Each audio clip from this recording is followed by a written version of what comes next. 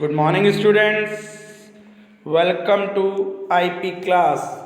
Today we will continue our topic, that is dictionary. Today we will learn about dictionary functions. First function is return.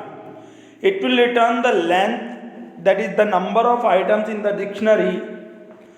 Here we have a dictionary named Dictionary 1, in which R rainy is an item, that is a key pair combination, key value combination, S summer, W winter, and A autumn. There are 4 items. So when we print length dictionary 1, then it will give an answer 4. Here dictionary 2, another example. In dictionary 2, num 10, 120 and 130. Here one key is repeat 2 times. When we apply length function on dictionary 2, it will give the length 2 because 1 count as 1 time. 1 जो है एक ही बार count होगा, 2 बार आ गया इसमें, एक में 1 की 20 के लिए और 1 की 30 के लिए, तो इसकी लेंथ कितनी आएगी 2. Next item returns a view of the dictionaries items की एंड वैल्यू.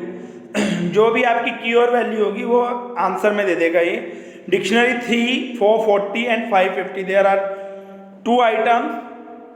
तो की वैल्यू पेयर क्या बन गया इसका 440 एंड 550. तो it will gives answer when you print dictionary 3 item, dictionary 3 dot items, then it will gives 440 and 550. keys, it will return the keys of the dictionary. That means dictionary 3, 4, 40 and 550. Here 4 is the key and 5 is the key. So our answer is 4, 5. Values, when you apply values function, it will give the values of the dictionary. Dictionary 3 is equal to 440, 550. तो value क्या है इसमें 40 and 50. Then answer is 40 and 50. Next is update. तो values में values आएंगी, keys से keys आ जाएंगी. Next is update. It will update the dictionary with the key value pairs from other dictionary. दूसरी डिक्शनरी से की वैल्यू पेयर को update कर देगा और ओवरराइट कर देगा एग्जिस्टिंग की को. It merges the keys and values of one dictionary into another. और की वैल्यू को मर्ज भी कर देगा. डिक्शनरी 2 कितना है 110, 220 एंड 330. और डिक्शनरी 3 में 440, 4 is the key and 40 is the value and 5 is the key and 50 is the value. When we will write dictionary 2 dot update dictionary 3, तो क्या करेगा प्रिंट डिक्शनरी 2 करोगे तो डिक्शनरी 3 डिक्शनरी 2 में मर्ज हो जाएगी. It will merge dictionary 3 into dictionary 2, and answer is 110, 220 and 330, that is our dictionary 2, and 440, 550, that is the dictionary 3.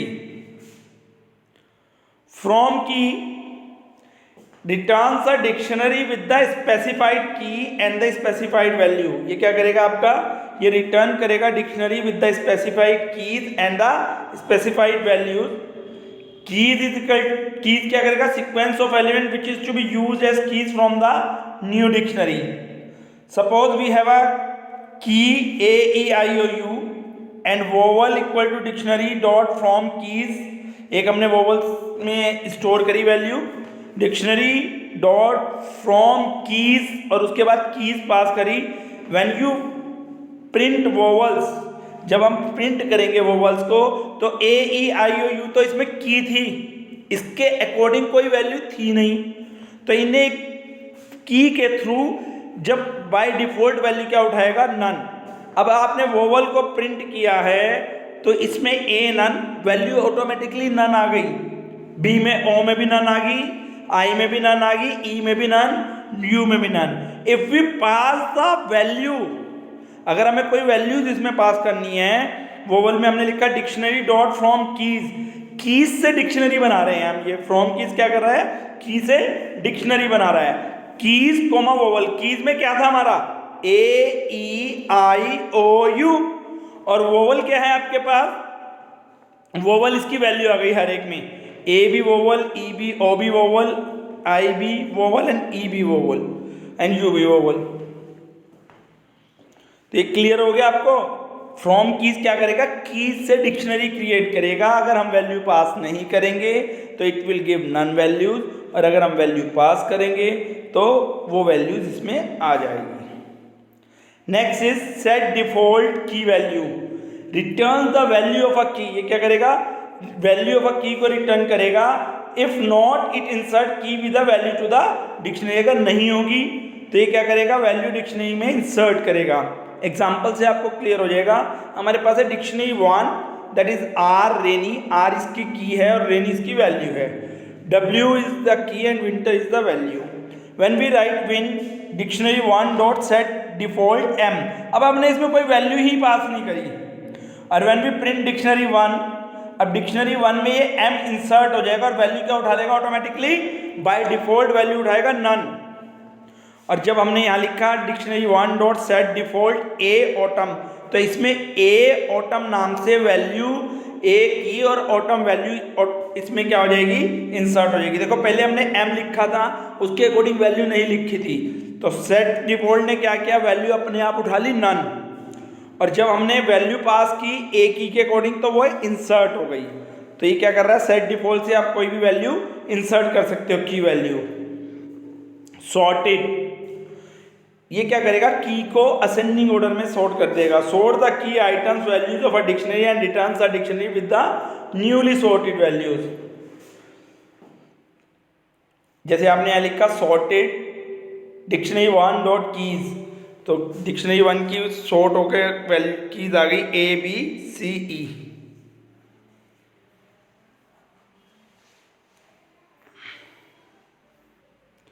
देखो एक चीज रहेगी इसमें आपकी कॉपी। कॉपी भी क्या करता है, कॉपी मेथड से क्या होगा आपका, कॉपी फंक्शन से ये डिक्शनरी को कॉपी करेगा। एक हमने इक्वल टू से डिक्शनरी की वैल्यूज सारी कॉपी की थी और एक कॉपी से कर रहे हैं, दोनों में डिफरेंस समझ लो। What is the difference between copy method and equal to operator, that means assignment operators to copy dictionaries. दोनों ही मेथड से आप एक डिक्शनरी से दूसरी डिक्शनरी में वैल्यूज कॉपीज कर रहे हो, लेकिन डिफरेंस क्या है, when copy method is used, जब हम कॉपी मेथड को यूज करेंगे, a new dictionary is created, एक नई डिक्शनरी बनेगी, which is filled with a copy of the references from the original dictionary, जो ओरिजिनल डिक्शनरी की रेफरेंस से कॉपी बनेगी। Here when new dictionary is cleared, जब हम न्यू डिक्शनरी को क्लियर कर देंगे तो ओरिजिनल अनचेंज रहेगी। ओरिजिनल क्या रहेगी, अनचेंज। देखो एग्जांपल से ज़्यादा क्लियर होगा। ये डिक्शनरी 1 है, R rainy, S summer, W winter, 3 value थी। डिक्शनरी 3 हमने एक क्रिएट करी और डिक्शनरी 1 डॉट कॉपी, यानी कि डिक्शनरी 1 की कॉपी हो गई किसमें, डिक्शनरी 3 में। और अब आप अपने डिक्शनरी 3 में भी क्या आ गई, R rainy, S summer, W winter, ये रेफरेंस से आई। जैसे आप फोटो कॉपी करा लेते हो किसी चीज की, when we will write dictionary 3 dot clear, आपने डिक्शनरी 3 डॉट क्लियर को कर दिया, डिक्शनरी 3 के जो जितने भी एलिमेंट्स थे, जितनी भी आइटम थी, वो क्लियर हो गई। When you will print dictionary 3, अगर हम डिक्शनरी 3 को प्रिंट करेंगे तो एम्प्टी आएगी, क्योंकि डिक्शनरी 3 के एलिमेंट्स क्लियर हो गए क्लियर मेथड से। और हम डिक्शनरी 1 को प्रिंट करेंगे तो ये अनचेंज है, इसमें क्या है, अनचेंज। यानी कि जैसे आपने एक फोटो कॉपी कराई और एक ओरिजिनल है, और आपने फोटो कॉपी को अगर फाड़ दिया तो फोटो कॉपी तो खत्म हो गई एक तरह से, और ओरिजिनल अपनी प्लेस पे है, ओरिजिनल पे कोई इफेक्ट नहीं आया।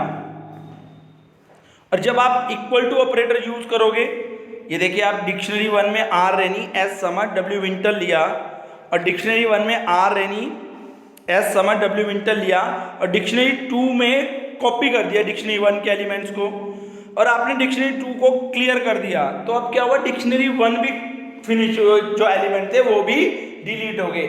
यानी कि इक्वल टू ऑपरेटर में क्या है, अगर आप कोई चेंज कर रहे हो किसमें, कॉपी वाली जगह पे जहां आपने कॉपी की, तो ओरिजिनल वैल्यू भी क्या हो गई, चेंज हो गई। ओरिजिनल वैल्यू अगर इसके एलिमेंट क्लियर कर दिए तो ओरिजिनल वाले भी क्लियर हो गए।